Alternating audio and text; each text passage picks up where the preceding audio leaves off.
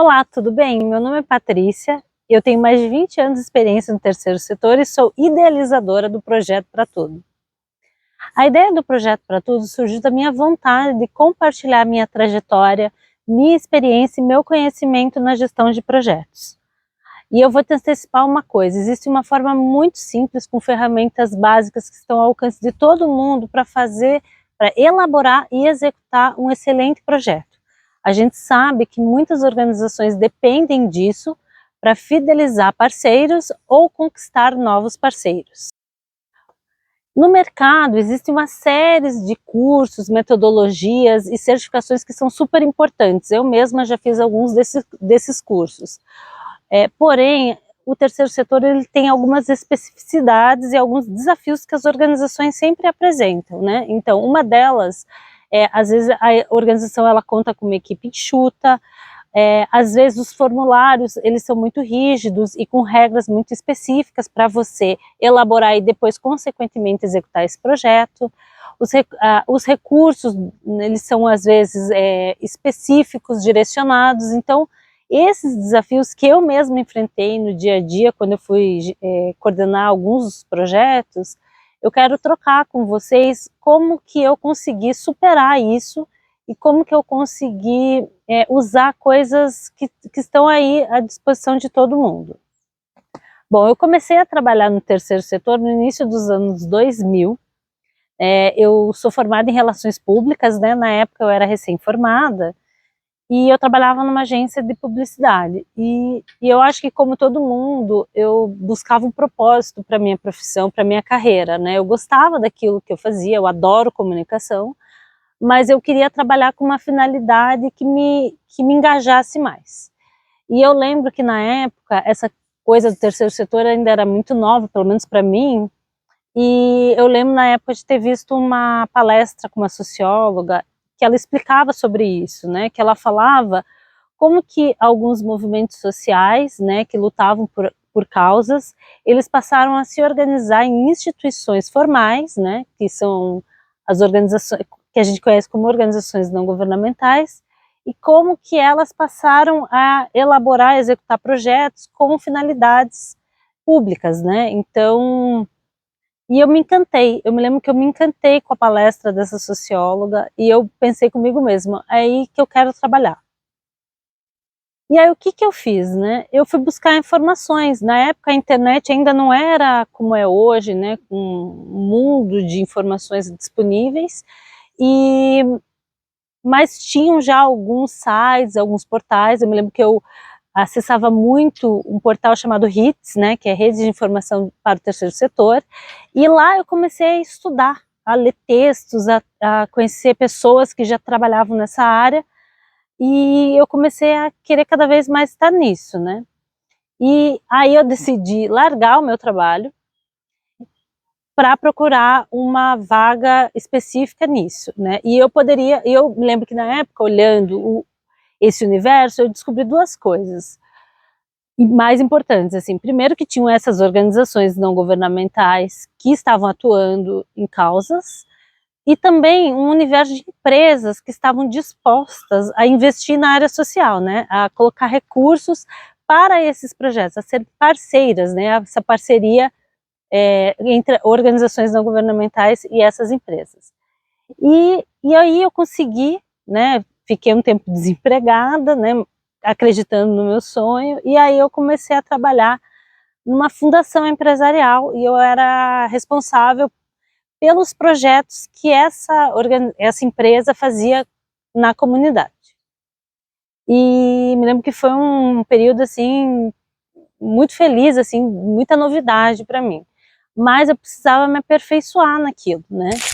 Então, buscar conhecimento, fazer curso, ler livros, foi assim, algo fundamental para minha carreira profissional. E na época, dois livros, um deles que era muito recomendado, né, que era O Público, Porém Privado, do Rubens César Fernandes, foi um livro que me trouxe essa oportunidade de entender o que eram aquelas organizações, por que elas estavam surgindo, né, e toda essa mudança nessa gramática social, né. Então, O Fernandes, ele falava muito disso, né? Como que esses movimentos sociais, eles não só passam a fazer o papel de contestar as situações, né? Mas eles passam a agir nisso. E a forma como essas organizações passaram a agir era por meio de projetos. Muitas organizações, inclusive internacionais, passaram a financiar essas instituições a partir dos seus projetos, né? Então eu pensei, opa, pera lá, eu tenho que me especializar em como elaborar um projeto e depois como executar esse projeto. Mas naquela época, eu me lembro, hoje já mudou muita coisa, tinha muito esse foco de você tentar ser ter um pouco mais de autonomia em relação ao governo, né? Inclusive, organizações não governamentais, que é um neologismo, surge justamente dessa contraposição, né? Nós não fazemos parte do aparato do governo, mas atuamos numa causa pública. Hoje a gente sabe que é fundamental a parceria, né? Cada vez mais as organizações elas atuam no sentido de influenciar políticas públicas. Então hoje a gente tem mais esse contexto, mas na época ainda era muito forte essa questão de vamos ser autônomas, né? Bom, um dos livros que foi muito importante para a minha carreira profissional como gestora de projetos, aliás, que foi assim o início da minha carreira, né, para elaboração e execução de projetos, é o livro da Rosana Kizio, Elaboração de Projetos e Propostas para Organizações da Sociedade Civil, que é esse livro aqui. E uma das coisas que eu me lembro, né, que até hoje eu uso esse livro, é que ele é um livro aparentemente simples, mas ele é muito assertivo em trazer o que é essencial para você executar um bom projeto, para você elaborar um bom projeto, né, para você organizar a ideia em formato de projeto para você poder executar. E ele traz ferramentas, dicas muito simples e essenciais. Eu posso dizer que eu fiz depois uma série de cursos e eu mesma, nos meus 20 anos executando projetos de diferentes tamanhos, eu já cuidei de projeto de, sei lá, 10, 20 mil reais até 2, 3 milhões, e eu posso garantir que as coisas que tem nesse livro, elas existem de outras formas, elas são explicadas de outras formas, mas que leva em consideração as mesmas características, né? O que é um projeto? Um projeto, na área social, ele busca uma transformação social, né? Nós que trabalhamos nessa área, a gente quer, o que a gente deseja? A gente deseja justiça social, a gente deseja que as pessoas tenham acesso a mais coisas, né? Essa é a nossa causa e sempre foi. Então, mas como que a gente faz isso? Como que a gente transforma essa realidade por meio de um projeto? Quais são as características de um projeto? Ele tem um recurso determinado e um tempo determinado, né? Então ele é uma ação que é recortada, né, por um tempo e por um certo recurso. Mas o que é fundamental que a gente tenha nesse processo de elaborar, né? Porque primeiro a gente vai pensar como que a gente vai organizar, como que a gente vai planejar essa ideia, e depois a gente vai executar aquilo que a gente planejou. O que é fundamental que eu encontrei nesse livro aqui e em diversos outros cursos e livros que eu fiz? Que ele tenha uma cadeia, uma organização lógica, né? Que ele seja organizado de forma que o meu objetivo, né, ou seja, a minha transformação social, ela esteja elencada com os objetivos mais específicos daquilo que eu quero fazer, com as ações e com o recurso, e que isso seja distribuído no tempo, né? Então, essa organização lógica, né, que a gente vai chamar de marco lógico, de estrutura analítica de projeto, que é a EAP, que é muito usado no PMBOK, enfim, essa ideia organizada que é fundamental. Por quê?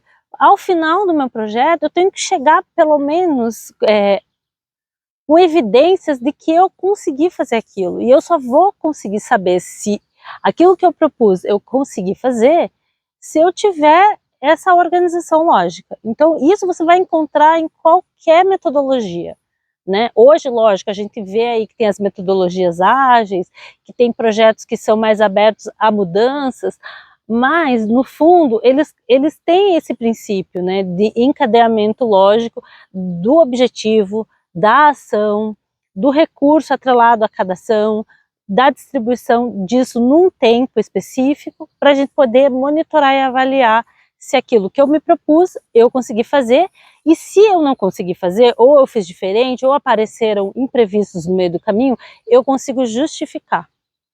Isso, assim, falando, parece uma coisa, assim, super complexa, mas não é.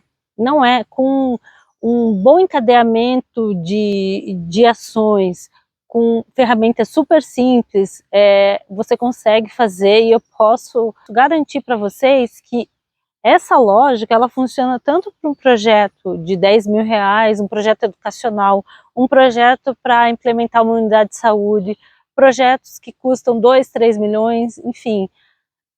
É esse encadeamento lógico e você cuidar para que ele tenha a ver com aquilo que você quer transformar é que vai fazer muita diferença, né? E isso eu sempre fiz com coisas muito simples, né? Hoje a gente tem várias plataformas com várias plataformas para gestão de projetos, mas você consegue fazer com ferramentas que qualquer computador pode ter, que é um Word, um Excel, né? Hoje em dia com o celular você pode garantir as evidências com fotografia. Então, assim, essa é a minha ideia de passar aqui no Projeto para Tudo, né? Como você pode fazer isso bem feito. Oh, meu Deus, veio cachorrinha. Tá bom. Eu vou contar 3 projetos que eu fiz e que esse livro foi fundamental para a execução desses projetos. O primeiro deles foi um projeto feito em parceria com a Secretaria Municipal de Educação, que era para capacitar as diretoras das escolas, e como era um público, assim, era um projeto, um dos meus primeiros projetos que tinha um volume enorme de pessoas participando, né, porque eram mais de 100 diretores de escolas que iam participar dessa formação. O perigo era eu me perder na execução do projeto, né? Então, assim, tinha um cronograma muito específico, tinha que ter coisas muito certas, eu tinha que saber exatamente o que eu ia gastar de recurso, né? Porque a gente ia distribuir material. Era um trabalho que era feito, as formações eram feitas com os profissionais da empresa que se cadastraram como voluntários para dar aula de questões financeiras, administração, recursos humanos. Então, aquilo precisava ser super organizado para que a gente conseguisse atingir o objetivo dele. E aí, o livro me ajudou, como era um primeiro projeto que eu estava coordenando e era uma dimensão grande, era um volume grande de pessoas participando desse projeto. Se não tivesse aquilo bem organizado, né, e na época eu tinha, sei lá, 23, 24 anos, corria o risco de aquilo se perder, né? Então, de eu não poder saber que resultado aquilo agregou, quem que participou, como é que foi, como é que ia ser a logística de tudo aquilo, porque assim, precisava de um espaço físico para executar as aulas, a gente precisava pensar quem que ia ser parceiro para fornecer o coffee break, como que as diretoras elas chegariam no local, que tipo de conteúdo ia ser significativo para elas. Então a gente fez diversas reuniões e pensar nessa estrutura, que é o que eu vou falar aqui o tempo todo, lógica, né? Ou seja, se o meu objetivo era melhorar a qualidade da gestão das escolas públicas, que é isso, essa era a transformação, como que eu ia fazer isso na prática? Ou seja, era um curso, tinha uma determinada carga horária, né? E a gente precisava perceber como é que isso ia ser dividido no tempo. Eu tinha um tempo para executar esse projeto, as diretoras elas também tinham um tempo específico que elas poderiam se dispor a ir fazer a aula, e os profissionais também. Então tudo aquilo a gente precisava organizar para que desse certo, deu super certo, né? Eu tenho até algumas fotos, algumas boas lembranças desse projeto. O encerramento foi super emocionante, assim. A gente firmou realmente uma parceria com a Secretaria Municipal de Educação na época. Foi muito gratificante, óbvio que deu bastante trabalho para todo mundo envolvido, mas assim, a gratificação daquilo ter sido exitoso foi muito maior.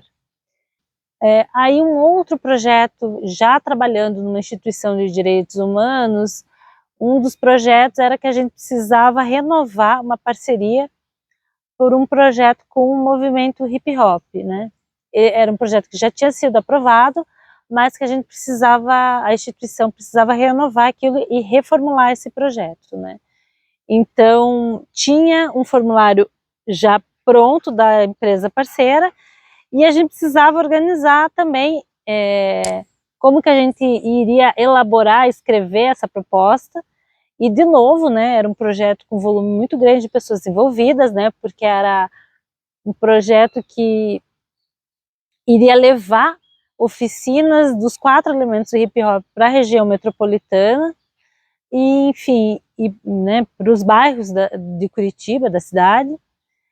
E também foi um projeto super desafiador, porque tinha, novamente, né, uma logística enorme de você engajar as pessoas, os adolescentes para participar daquilo, de você entender que perfil que deveria ser dos profissionais que iriam ministrar as oficinas e as aulas de cidadania, porque a gente queria que não fosse somente as oficinas artísticas. Isso já tinha sido elaborado por um outro profissional, esse projeto já tinha sido executado, e quando eles me chamaram para trabalhar com isso, era para refazer a proposta, para a gente renovar a parceria, o que a gente conseguiu renovar. E eram outras pessoas que coordenavam a execução nessa época do projeto, eu ficava mais com a parte de elaborar uma boa proposta para fidelizar o parceiro. E eu acho assim que o êxito desses projetos eram justamente porque a gente sabia o que a gente já tinha mapeado o que precisava ser feito para chegar naquilo que a gente tinha se proposto, ainda mais porque era um volume grande, né, tanto um com diretores de escolas quanto outro com adolescentes, para trabalhar as questões das oficinas culturais do movimento hip hop. Mas quando tinha aquilo bem detalhado e bem específico, a gente tinha mais facilidade de saber o que era necessário fazer para chegar àquela transformação que a gente queria.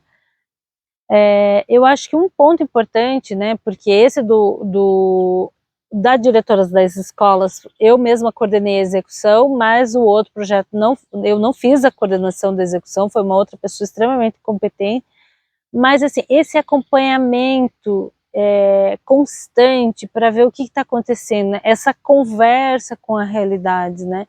Então essa é uma habilidade que quem é gestor de projetos nas organizações não governamentais precisa fazer sempre esse papel, né? E aí, para que a gestão do projeto ela fique boa, de lidar com as expectativas do apoiador e as reais necessidades daquelas pessoas que a gente está trabalhando em conjunto, né? Então, assim, fazer esse meio de campo, né? Porque às vezes o apoiador ele tem uma expectativa enorme em relação ou tem um desejo, às vezes até de dizer o que deveria ser feito, e a realidade mostra outra coisa, né? Então, essa ponte, essa flexibilidade, essa capacidade de negociação e conversa, e traduzir isso numa proposta e em objetivos claros, eu acho que é uma habilidade fundamental. Esse projeto foi também muito legal de fazer, de elaborar, a gente conseguiu renovar a parceria por vários anos, né? E eu acho que isso se deu graças à capacidade de ter uma boa coordenação executando o projeto, e aí depois a gente conseguir transformar essas execuções de qualidade, em conteúdos, em evidências, em resultados que faziam com que a gente renovasse as parcerias, né? Então, trazer isso para um material concreto. Um outro trabalho que esse livro também me ajudou muito foi quando algumas organizações me chamaram justamente porque elas tinham a ideia do projeto, ou às vezes o projeto já estava sendo executado, mas elas precisavam organizar aquilo para viabilizar novas parcerias, né? Então, você veja, são 3 momentos, um em que eu elaborei, executei, coordenei o projeto, um outro momento em que eu reelaborei a proposta para a gente conquistar de novo o mesmo parceiro, e foi coordenado por uma pessoa, e aí em parceria nós conquistamos essas renovações. E um terceiro momento eram de organizações que já tinham seus projetos, já executavam os projetos, mas precisavam colocar aquilo numa proposta, organizar aquilo para visualizar aquela ideia de forma mais organizada e também para conquistar novos parceiros. Então eu fui em 2 organizações chamadas para fazer isso, né, e também a gente conseguiu alcançar êxito. Tudo, eu acho que assim, a ferramenta mais importante desses 3 momentos foi sentar com as pessoas que iam coordenar o projeto ou que iam beneficiar o projeto. A gente tem que escutar muito quem vai ser beneficiado por esse projeto, fazer a ponte com o apoiador, ou seja, transformar essa linguagem, fazer esse diálogo, mas principalmente organizar as ideias e todo esse mundo de informações no encadeamento lógico, né? Eu vou repetir isso várias vezes porque eu acho que isso assim é o princípio básico, né, que você vai ver como marco lógico, estrutura analítica de projeto, N formas, mas que é vamos dizer assim, um esqueleto básico para você executar um bom projeto ou para você elaborar uma boa proposta e para fidelizar parceiros. E por quê? Então, gente, depois de muito tempo coordenando, né, projetos, né, eu acho que tem esses 20 anos de carreira aí que eu pude passar por vários momentos, né, crescer, fazer cursos, né, fiz mestrado na área de políticas públicas, ciência política, agora estou como doutoranda, mas eu acho que hoje, assim, eu tenho muita vontade de repassar essas informações para mais gente. Eu acho que é um momento super bacana isso de a gente ter os meios da internet, né? As pessoas estão mais habituadas com esse universo online. A gente sabe o quanto um projeto bem executado por organizações, às vezes em municípios de 12, 20 mil habitantes, eles fazem uma transformação enorme naqueles municípios, né? Então, eu gostaria muito de levar a minha experiência para esses locais, né? Para esses lugares, né? Eu acho que essas pessoas, assim, ó, a gente, né, vê aí, são mais de 800 mil organizações no país todo, quantos profissionais que estão aí engajados em milhões de causas. Eu acho que eu tenho esse hábito de olhar sempre pelo viés otimista, quantas coisas que a gente conquistou eu mesma vi muita política pública sendo concretizada graças a esses movimentos sociais e essas organizações não governamentais, muitos projetos sendo replicados, muitos projetos sendo premiados, né? Então hoje eu acho que eu tenho muita vontade de voltar a estar nesse movimento que foi o que brilhou meu olho no início da minha carreira, né?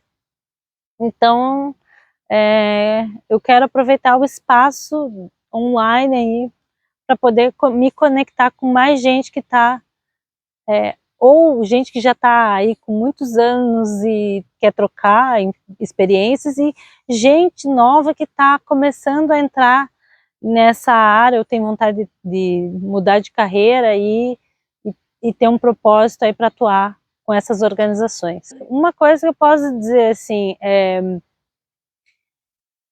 eu lembro que quando eu comecei a trabalhar com isso, eu não sabia muito bem o que era o terceiro setor. Eu vinha da área da comunicação, agora estou voltando um pouco para ela, mas eu queria tanto aquilo, assim, fazia tanto sentido para mim trabalhar com aquilo, que eu ultrapassei algumas barreiras e objeções que eu tinha mesmo no início da carreira. Será que eu vou dar conta? Será que eu vou saber? Ou, né? E eu acho que às vezes, se a gente tiver uma dedicação, uma disciplina e com coisas simples, né, é óbvio que a gente vai querer se aperfeiçoar no meio da trajetória. Eu mesma, né, fui fazer curso, fui entender o que são essas milhões de metodologias aí que a gente vê disponível, inclusive na internet, né,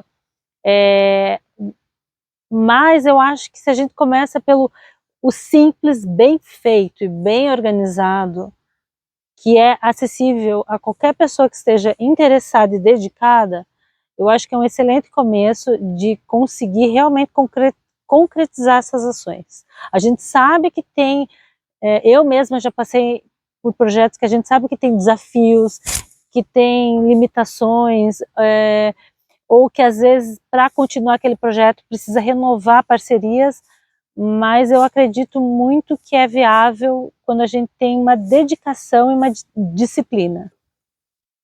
Eu acho que é possível se a gente tem dedicação, vontade de aprender e se organiza para isso.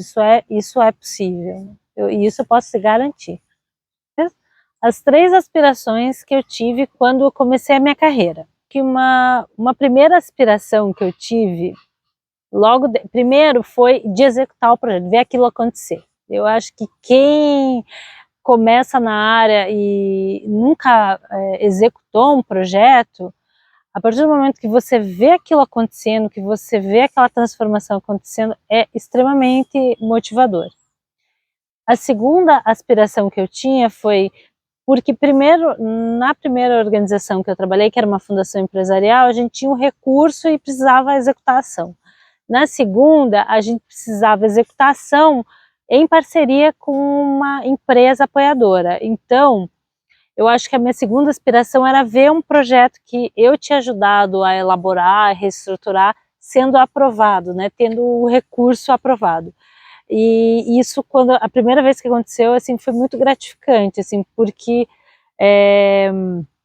aquela sensação de que estou no caminho certo, de poder trazer recurso para aquela instituição e ver aquela ação importante acontecendo. Então isso foi uma mudança muito bacana, assim, de ver, né, que era possível, né, carreira. E a terceira aspiração que eu tinha era de me manter como profissional, trabalhando com essas organizações. A gente sabe que muitas vezes o profissional é contratado para executar aquele projeto e aquele receio, né, vai terminar esse projeto, para onde eu vou, o que eu vou fazer, né? E eu passei realmente também por esses desafios e consegui superar isso, né? Sempre com foco, eu acho, em fazer um projeto de boa qualidade, em também ter essa consciência de que a organização ela precisa ter uma fonte diversificada de parceiros, justamente para não depender de um só. Então eu também trazia isso para as organizações que eu trabalhava, e no decorrer da minha trajetória eu fui também trabalhando em organizações menores até organizações de médio e grande porte. Inclusive trabalhei em políticas públicas também, na parceria com organizações não governamentais. Então eu acho que o que me levou a superar, né, todos os desafios, eu acho que foi o profissionalismo, a dedicação, né? Eu sempre tive o foco na transformação social, assim, lógico, né? A gente tem que olhar para a nossa vida pessoal, a nossa carreira, as nossas aspirações pessoais, mas quando você está trabalhando numa área social, você tem que ter esse engajamento, né? Você tem que estar comprometido com aquilo. E isso faz com que a gente se torne mais responsável com uma execução de projeto de qualidade. Então, acho que essas foram as minhas os grandes marcos aí no meu início de carreira. Acho que a maior transformação na minha vida que a minha escolha profissional me trouxe foi, de certa forma, de acreditar que é possível. Assim, eu tenho muito forte isso, assim, gente, porque eu já vi coisas que as pessoas falam assim, ai, não muda, não tem jeito. Eu acho que se a gente é persistente, a gente sabe que aquilo é importante, se a gente acredita que realmente esse mundo precisa ser melhor, a gente tem que ser persistente, realmente. A gente tem que ter empatia, a gente tem que olhar para as necessidades que estão aí.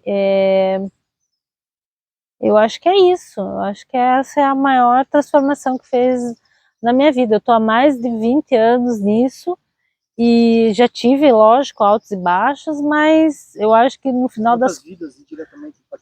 no final das contas, a minha visão é sempre otimista. Eu acho que já foram muitas pessoas impactadas, né, pelos projetos que eu cuidei, executei, elaborei, enfim, muita gente impactada.